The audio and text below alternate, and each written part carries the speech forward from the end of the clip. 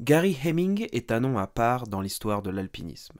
Fer de lance de la génération américaine qui débarqua à Chamonix dans les années 1960 pour réaliser les voies les plus extrêmes de l'époque, il fut aussi un personnage atypique, généreux et toujours prompt à secourir son prochain.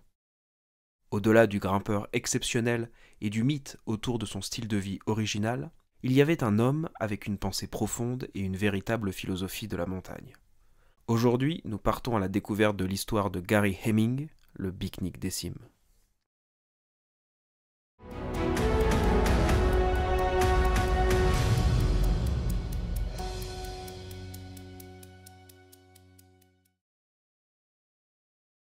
Gary Hemming naît le 13 décembre 1934 à Pasadena, en Californie. Il passe son enfance et son adolescence à San Diego, où il découvre rapidement l'escalade dans la Sierra Nevada. Il est invité en excursion par le Sierra Club, la plus ancienne organisation écologiste au monde, créée à la fin du XIXe siècle par le naturaliste John Muir pour protéger l'écosystème de ce massif californien. Auprès de ces amoureux de la nature, grimpeurs et alpinistes pour la plupart, il s'initie vite à la montagne et aux ascensions dans les régions désertiques. À partir de là, il ira souvent jusqu'en Californie du Nord pour grimper, skier et explorer les kilomètres carrés de grands espaces vierges.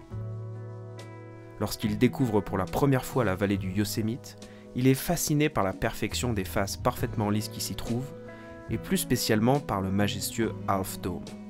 Il se liera d'amitié avec Jerry Galwas, future légende locale, et ils envisagent ensemble la première ascension de la paroi nord-ouest de ce sommet déjà mythique. Mais avant d'avoir pu entreprendre une tentative sérieuse avec Jerry, il est appelé pour son service militaire en 1955. Malgré un esprit déjà aventureux et libre, il se plaît au sein de l'armée, si bien que lorsqu'il a l'opportunité de rempiler pour tenter d'intégrer la très prestigieuse Académie de l'Air Force de Colorado Springs, il n'hésite pas une seconde. Son rêve de devenir pilote d'élite dans l'aviation américaine ne durera pourtant que 4 petits mois. S'il prétend avoir été renvoyé pour indiscipline bien que rien n'atteste de cette version, la plupart de ses proches s'accordent à dire que l'injonction systématique à rentrer dans le rang aura eu raison de sa motivation. Et peut-être est-ce aussi parce qu'il apprend que son ancien compagnon de cordée Jerry Galwas s'est attaqué au Half Dome avec les étoiles montantes du Yosemite, Royal Robbins et Warren Harding entre autres, juste après son départ à l'armée en 1955. Il déménage donc à Oakland où il s'inscrit à l'université, son passage au sein de l'Air Force l'ayant tout de même inspiré à poursuivre une voie d'ingénieur. Oakland, c'est aussi plus près du Yosemite et donc la possibilité d'y aller grimper plus souvent. Il retombe d'ailleurs sur une vieille connaissance de la vallée, John Harlin, et part en montagne avec lui. Harlin, qui est déjà allé grimper en Europe, lui apprend notamment les techniques de glace et d'escalade mixte. Ils s'aventurent ensemble dans les grands espaces, et cela est un déclic pour Gary. L'alpinisme, il veut désormais le pratiquer comme un mode d'exploration et de découverte d'endroits inexplorés. Si bien que lorsque son obsession, le Half Dome, est gravi par Royal Robbins en 1957, il est presque soulagé.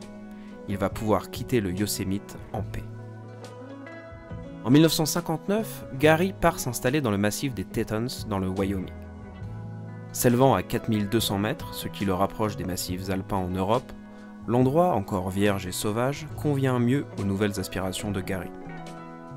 S'installant vers Jackson Hole, qui commence doucement à devenir une destination de sport de montagne, Gary se fait recruter comme guide. Le statut aux États-Unis n'est alors pas encore réglementé comme en Europe. Les guides sont recrutés par des agences privées qui évaluent elles-mêmes les compétences et capacités en montagne. Mais Gary est au-dessus du lot et devient rapidement autonome au sein de l'entreprise. Vivant comme un cow-boy sur les bords du lac Jenny, sur la fameuse colline des guides, il peut enfin vivre de sa passion. Il vit de petits jobs, puis part au Mexique pour escalader des volcans en compagnie de ses amis guides de Jackson Hole.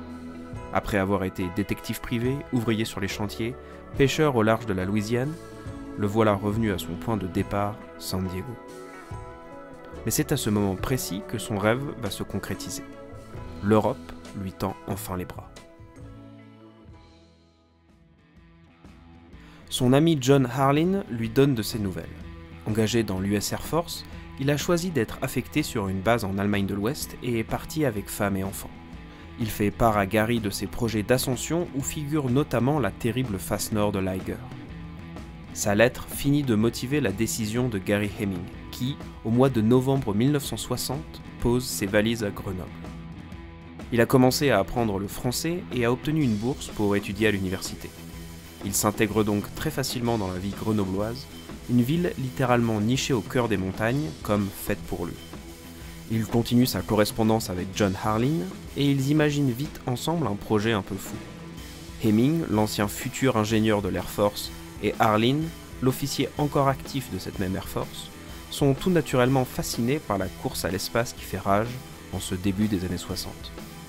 En tant qu'alpinistes, ils veulent apporter leur aide à l'effort spatial américain en imaginant un laboratoire de haute altitude destiné à l'entraînement des astronautes.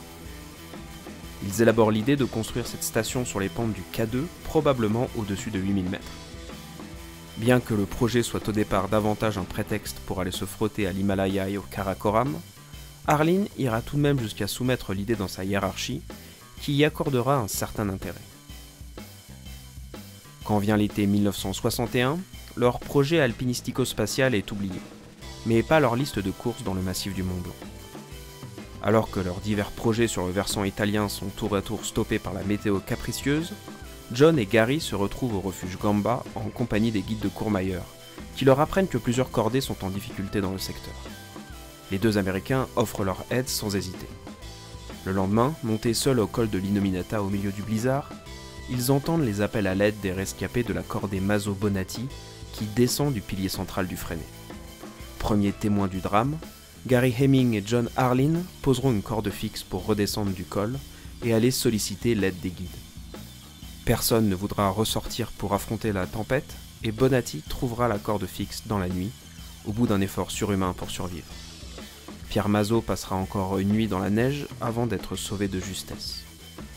Gary et John garderont un souvenir amer de cet épisode et des 4 hommes qu'ils n'ont pas pu secourir.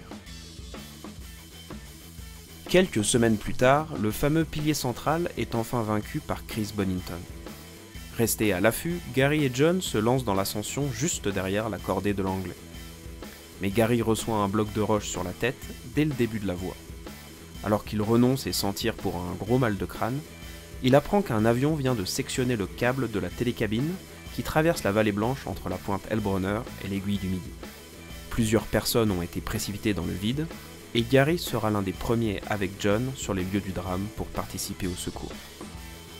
Comme beaucoup d'alpinistes à l'époque, il attend l'hiver dans les calanques de Cassis pour perfectionner son niveau en escalade.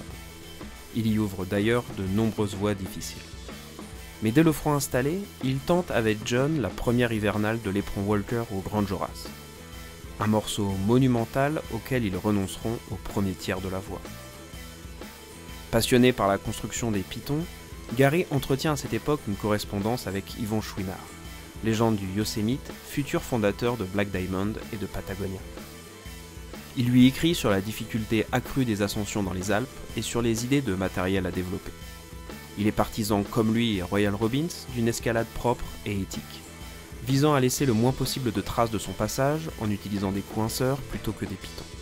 Les techniques d'escalade développées dans le Yosemite dans les années 1950 se révéleront d'ailleurs très efficaces quelques années plus tard dans le massif du Mont Blanc.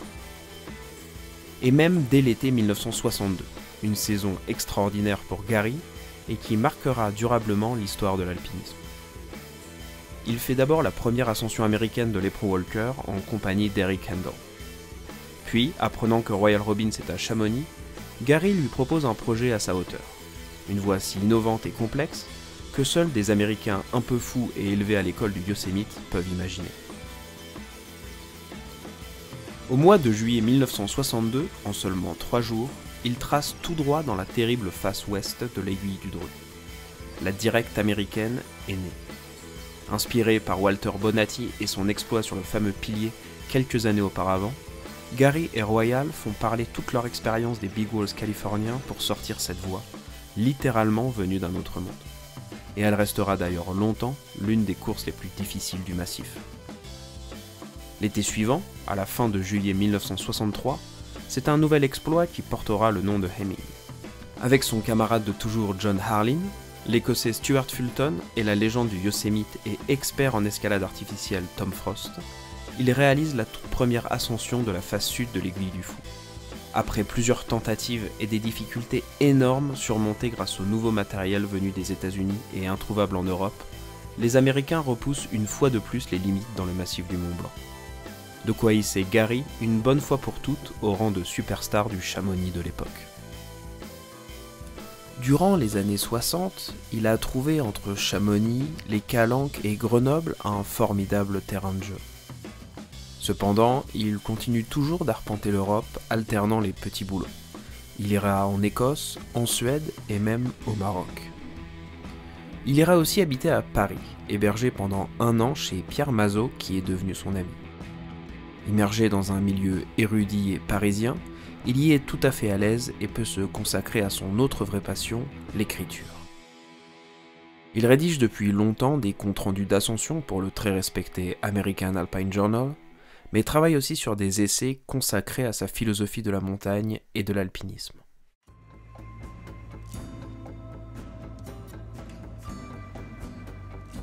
Au mois d'août 1966, Gary a réuni ses économies pour traverser le tunnel du Mont Blanc avec son ami l'Allemand Lothar Mohr. Ils ont prévu plusieurs belles courses sur le versant italien en cette fin d'été, mais quelque chose occupe l'esprit de Gary et l'empêche de se projeter pleinement vers son programme d'ascension. Depuis plusieurs jours, une opération de sauvetage est en cours dans la face ouest du Dru.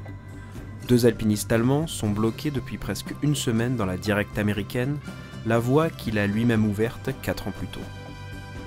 L'école militaire de haute montagne a pris les choses en main et déployé un important dispositif. Pourtant, en arrivant à Courmayeur le 18 août, Gary et Lothar découvrent que le secours stagne et que la météo changeante empêche les cordées militaires et de guides de joindre les 2 Allemands. Gary convainc alors Lothar de renoncer à leur projet et de retraverser en direction de Chamonix. Dans son éternelle générosité, Gary veut participer à ce sauvetage. Dans sa voie, sur cette paroi qu'il connaît si bien. D'autant qu'il est persuadé que la seule solution est de joindre les alpinistes en détresse en empruntant la même voie qu'eux et non en contournant le problème. Rejoint par d'autres camarades, entre autres le célèbre guide de Chamonix René Demaison, il s'engage dans la face pour constituer une caravane de secours clandestine. L'incident commence à être grandement médiatisé et les hélicoptères de télévision côtoient ceux de la protection civile pour filmer le sauvetage en direct. Paris Match donne les moyens illimités à son reporter de Chamonix pour couvrir l'expédition de Hemming et Demaison dans la face ouest. Le dimanche 21 août, Gary rejoint les 2 Allemands encore miraculeusement en vie après 7 nuits passées sur une petite vire. La cordée improvisée a réussi avant toutes les autres et les 2 alpinistes sont enfin sauvés. À Chamonix, l'extrême médiatisation de l'événement continue. Les opérations de secours officielles se sont faites doubler et le milieu montagnard est en ébullition. René Demaison sera exclu de la compagnie des guides de Chamonix, mais Gary Hemming sera élevé au rang de héros par les journaux et les radios qui voient dans son acte un élan romantique et grandiose.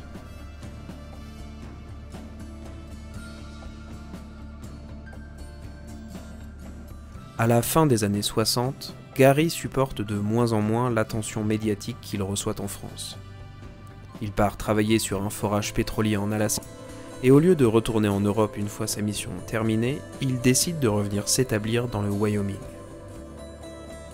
Sur les bords du lac Jenny, à Jackson Hole, un soir d'août 1969, Gary est pris d'une colère soudaine.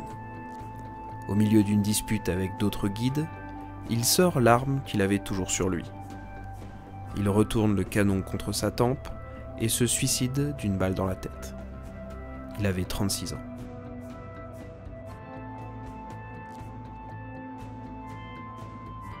Son personnage de pique-nique des cimes sera entretenu par les médias français, quelque peu désarmé face à sa liberté de ton et incapable de le comprendre véritablement.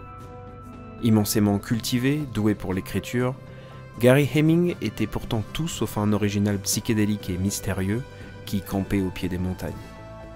Apportant le style de vie californien insouciant et naïf dans une France encore plongée dans un certain conformisme, il fascina parfois au point d'occulter les autres aspects de sa personnalité.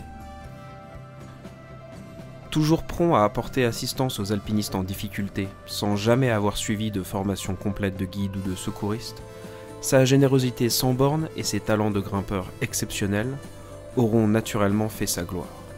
Une gloire simple, celle d'un homme simple animé par une passion dévorante pour la montagne et la liberté.